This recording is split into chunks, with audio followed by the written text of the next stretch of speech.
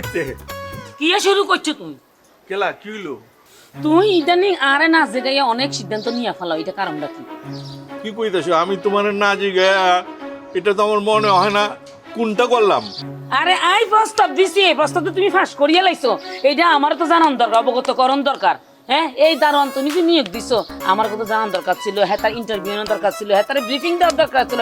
এই কাম, এই শয়তান না কামটা কে করছে? আয় তুমি গোড়ায় হাত দিলে তো ব্যাপার বুঝে যাবা। আরে তোমার জামাইয়ের বন্ধু আছে না হানিফ, সুপার শপের মালিক, উই তো এটারে নিয়োগ দিছে।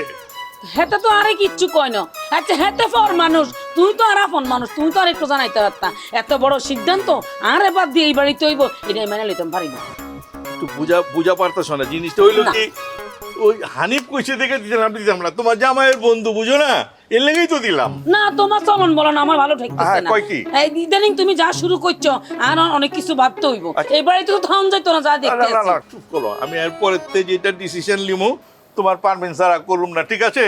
এখন তার ওয়ান্ডার প্রত্যেকদিন সন্ধ্যাবেলা আমার লাগে 1 ঘন্টা ক্লাস করতে কইবা। আমি হেতারে সব শিখাই দিও, ডাইনে বাইরে কেমনে কি করণ লাগে। আর আর সম্বন্ধ হেতারে তুমি ব্রিফিং দিয়ে দিবা। এটা আমার লাস্ট সিদ্ধান্ত, এর উপরে কোনো কথা হইতো না। আর হানিফের ব্যাপারটা আমি দেখতেছি, শয়তানের বাচ্চারা খবর আছে। আমি এখন যাই। শুনো আস্তে ধীরে কইরো, টিকটিকিটা কলম ঘুরে কোন খবর লই লইব, কোন খবর বড় পেরেশানির মধ্যে আছে, আস্তে ধীরে বুঝায়।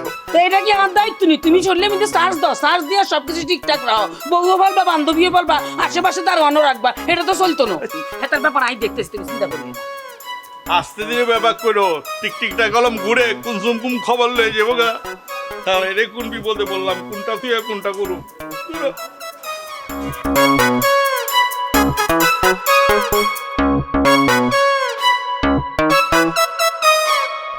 ওয়াও, তোমাকে এত সুন্দর লাগছে কিভাবে? এই রূপের রহস্য কি? ক্রিমের জাদু। ক্রিমের জাদু? এটা কোন ক্রিম? কেন, চামেলি ক্রিম। চামেলি ক্রিম? ওয়াও, আসিফ, আসিফ, এইসব কি? তুমি যে টিভিসি করছো, আমার পারমিশন নিছো? তোমার পারমিশন নিতে হবে কি জন্য? এটা আমার ক্রিম না, আমি করবো না। হ্যাঁ, করো। তোমার আম্মার ক্রিমের টিভিসি সবকিছু তুমি করো, কিন্তু রিনা খানের মেয়ের সাথে কেন? তো কি যে সুন্দর লাগতেছে না? ও তো দেখতে অনেক সুন্দর। সুন্দর লাগতেছে? একদিন শুধু ফাইজলামি করে বলছি তোমার সাথে বিয়ে দিব, তোমার মনে থেকে লাড্ডু ফুটে গেছে। তোমার ক্যারেক্টার কবে এত নিচে নামলো? হ্যাঁ, এই তুমি একদম ঠিক করে কথা বলো, আমি বলে দিচ্ছি কিন্তু খারাপ হবে। কি খারাপ হবে? কি খারাপ হবে? তুমি এরকম চিল্লাই কথা বলতেছো কেন? ওমা, চিল্লাবো না? তুমি আমার স্বামী, তুমি একটা টিভিসি করছো, তাও রিনা খানের মেয়ের সাথে আমাকে বলো নাই। আমি এখন চিল্লাবো না? না চিল্লাবা না। চিল্লালে কি করবা? একবার সোয়ারে গাল দাঁত বেগুন ফেলাই দিও। কি? রিনা খানের মেয়ে ছিল, তুমি আমার দাঁত ফলাই দিবা? এতদিন জানতাম এই পরিবারের মধ্যে তোমার মা আমাকে দেখতে পারে না, আজকে বুঝলাম।